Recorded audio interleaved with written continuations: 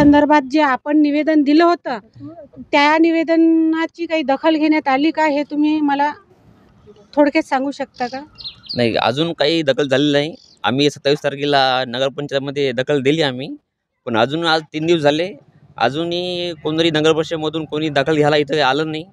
आम्हाला नुकसान तर झालंच आहे आम्हाला, पण आज जनावरं झालं, उद्यापासून लहान लेकरं आहे, लेडीज आहे, यांच्यावर ते टोळीनुसार नाही का हल्ला करत आहे. आज तुम्ही गावात कुठेही जा, तुम्हाला एक एक कान कापलेलं तुम्हाला वासरू दिसेल. कारण प्रत्येक असा झुंबड करून नाही का एक एक कुत्रं, समजा एक एक कुत्रं राव, एक एक व्यक्ती राव, याच्यावर नाही का हल्ला करत आहे. ते पटकन त्यांना बंदोबस्त करायला पाहिजे. जर तात्काळ बंदोबस्त नाही झाला तर आपण काय करणार? आम्ही आंदोलन करू, उपोषण करू. तुम्हाला आम्ही काहीतरी उपोषणाला बसणार, काहीतरी याच्यावर दखल नाही घेतली आम्ही उपोषणाला बसील, काहीतरी येणं करायला पाहिजे, याचं नुकसान भरपाई द्यायला पाहिजे, बंदोबस्त करायला पाहिजे. आणि खूप तकलीफ आहे या कुत्र्याची आणि मसाळाले लेकरायले असे खूप नुकसान होत आहे. गुढीपाडव्यानिमित्ताने सालाबादप्रमाणे आई भगवतीच्या दरबारात ध्वजारोहण व कळस पूजन आणि गुढी उभारून गुढीपाडव्याची सुरुवात केली. आज वर्षाचा पहिला दिवस असल्याकारणाने सालाबादप्रमाणे ही पूजा करण्यात येते. या पूजेसाठी दरवर्षी वेगवेगळे यजमान येत असतात. तर आज मुंबई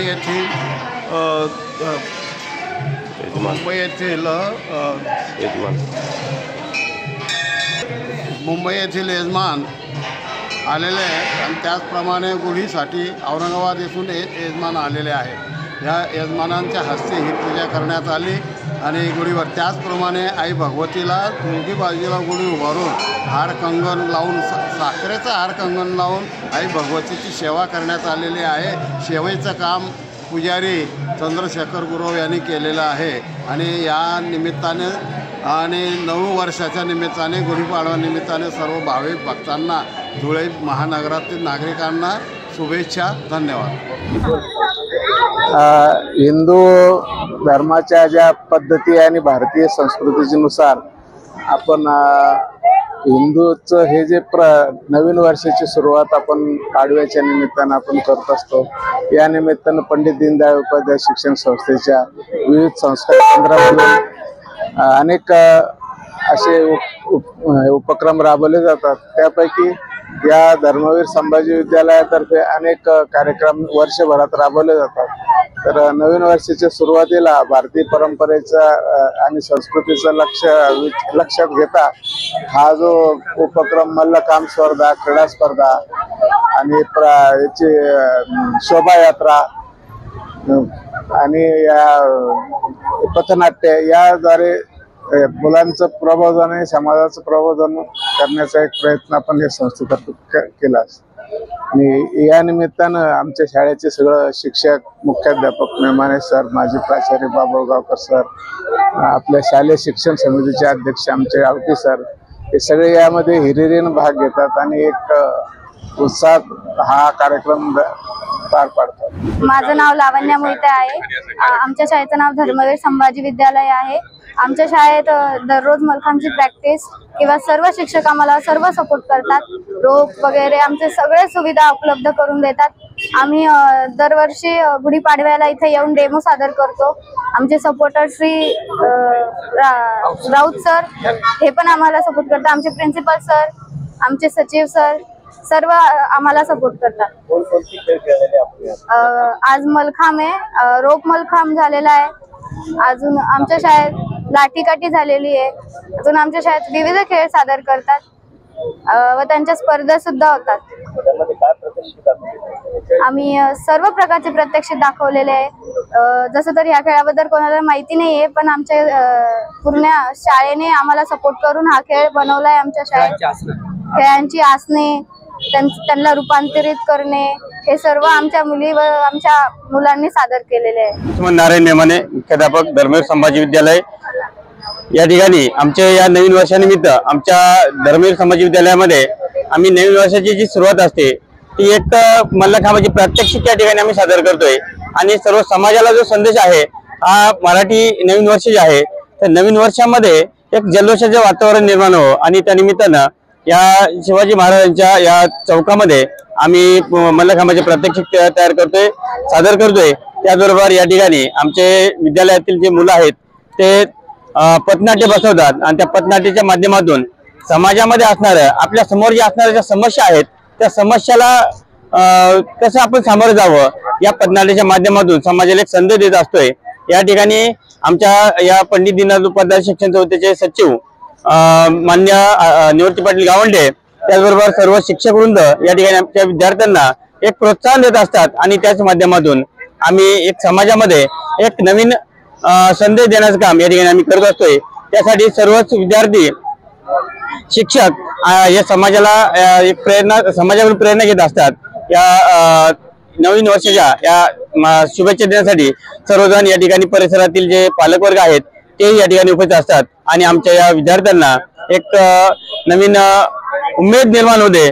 त्या माध्यमातून दरवर्षी गेली 15 वर्षापासून आम्ही या ठिकाणी हा जो संदेश आहे किंवा हे जे कार्यक्रम आहे हा या ठिकाणी सादर करत असतोय। धन्यवाद। गावकर, माजी प्राचार्य, धर्मवीर संभाजी विद्यालय। गेल्या 2006 पासून म्हणजे आज जवळपास 19 वर्षापासून चाललेली परंपरा आणि या परंपरेच्या अनुषंगानं या पंचक्रोशीतले जे पालक आहेत या पालकांचं या निमित्तानं एखाद्या आपल्या धार्मिक सांस्कृतिक कार्यक्रमामध्ये सहभाग व्हावा या निमित्तानं आदरणीय हरिभाऊजी बागडे आणि सर्जेराव ठोंबरे सर यांच्या कल्पनेतून आलेली ही अशा प्रकारची संकल्पना आहे आणि तीच पुढे नेण्याचा मानस असलेले आमचे गावंडे सर, या वर्षीचे प्राचार्य श्री मेमाने सर आणि सुपरवायझर गायके सर आणि विशेषतः राऊत सर, अर्जुनराव दांडगे, गाडेकर सर यांचा या सगळ्या ह्याच्यामध्ये खूप मोठा सहभाग असतो आणि जवळपास 19 वर्षापासून चाललेली परंपरा एक 5-6 वर्षात रौप्य महोत्सव वर्ष व्हावं आणि त्याचा जल्लोष आज सगळ्या पंचक्रोशीत व्हावा, जेणेकरून भारतीय संस्कृती जी आहे ती तळागाळापर्यंत रुजवण्यात यावी आणि प्रत्येकाला कळावं गुढीपाडवा काय आणि खऱ्या आपल्या हिंदू संस्कृतीप्रमाणे या नवीन वर्षाची सुरुवात आजपासून आहे आणि ह्या लहान मुलांना सुद्धा हे संस्कार झाले पाहिजेत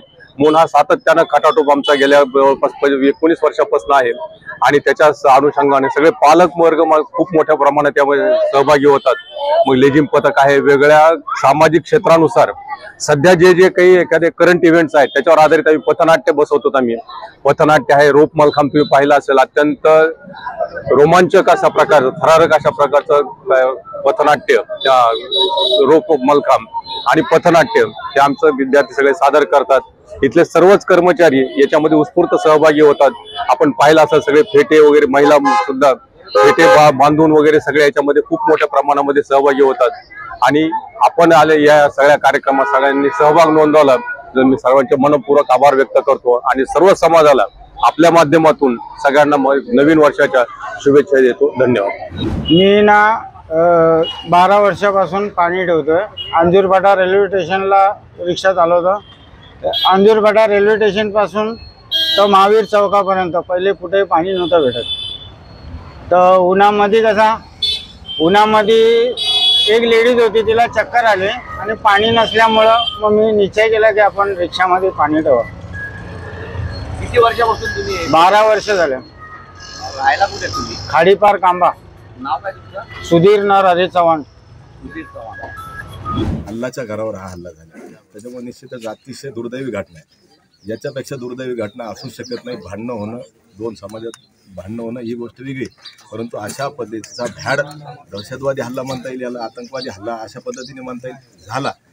परंतु या ठिकाणी पोलीस प्रशासनाने अतिशय तत्परतेनं काम केलं, त्यातले आरोपी या ठिकाणी अटक केले, FIR या ठिकाणी झालेला आहे आणि सगळ्यांनी या ठिकाणी जी मेहनत केली ती निश्चितच कौतुकास्पद आहे। सर्वांनी या ठिकाणी मेहनत केली, त्याच्यामुळं या ठिकाणची जी घटना आहे ती आता या ठिकाणी FIR झाल्यामुळं शांत झालेली आहे आणि निश्चितच येणाऱ्या काळात सगळ्यांनी मिळून आपले दोन्ही सण गुढीपाडवा आणि उद्याची रमजान ईद ही शांततेने साजरा करावी असं सर्वांच्या वतीने मी आवाहन करतो। धन्यवाद। बरोबर आहे तुमचं म्हणणं। आज गुढीपाडवा आहे, गुढीपाडव्याच्या निमित्ताने आज रविवार असताना सुद्धा आज आम्ही गुढीपाडव्याच्या मुहूर्तावरती गिरायकांना माल उपलब्ध व्हावा या दृष्टीने आज आम्ही रविवारचं सुद्धा मार्केट चालू ठेवलेलं आहे।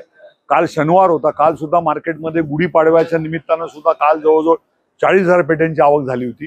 आज सुद्धा जवळजवळ 35,000 पेट्या आज मार्केटमध्ये आलेल्या आहेत। जर शनिवार आणि रविवार मिळून जर आपण विचार केला तर जवळजवळ 75,000 पेट्यांची आवक शनिवार रविवार मिळून आज मुंबई मार्केटला गुढीपाडव्याच्या निमित्तानं झालेली आहे। गेल्या वर्षीची जर आपण तुलना केली तर गेल्या वर्षी गुढीपाडव्याच्या दिवशीच जवळजवळ 55,000 पेट्या होत्या आणि आज आपण 2 दिवसाचा हिशोब काढला तर आज तेवढ्या पेट्या होत्या. आणि निश्चितपणानं ग्राहकांनी आज सुद्धा रविवार असताना सुद्धा काल तर माल नेलेलाच आहे, परंतु आज सुद्धा गुढीपाडव्याच्या मुहूर्तावरती सुद्धा ग्राहकांनी आज खरेदी चालू केलेली आहे. आणि विशेष सांगायचा आनंद वाटतो की आजपासून अमेरिकेची खरेदी सुद्धा अमेरिकेमध्ये जे पाठवणारे एक्सपोर्टर्स आहेत त्यांनी सुद्धा सुरू केलेली आहे. युरोपियन लोकांनी युरोपला जो म्हणजे लंडन आहे, कॅनडा आहे, त्या देशामध्ये सुद्धा माल पाठवणाऱ्या लोकांनी आज गुढीपाडव्याच्या मुहूर्तावरती आंबा खरेदी मुंबई मार्केटला सुरू केलेली आहे. आधीच्या वातावरण हेच चांगलं होतं. आधीच्या वातावरणापेक्षा आताचं वातावरण लय गढूळ झालेलं आहे. देशात राजनीती, गुंडागिरी, म्हणजे आज लोक किती त्रास मध्ये राहतात आणि हे सर्व आपलं त्रास आहे पॉलिटिशियन लोकांसाठी, बाकी दुसरा काहीच नाहीये. पूर्वी जी मुंबई होती त्याचा हिशोब आता काय तसं राहिलेलं नाही. सगळं सरकार जिस तरह से सरकार को चलाना चाहिए उस तरह से सरकार नहीं चला पा रही है. इसमें ईमानदारी कहाँ दिखा रही है सरकार? आप ये बताइए. सरकार तो अच्छी है, उससे कोई लेना देना नहीं. तो न्यूज मराठी 24/7च्या माध्यमातून तर पाहायला विसरू नका आवाज जनतेचा. रोज रात्री 8 वाजता फक्त न्यूज मराठी 24/7 वर.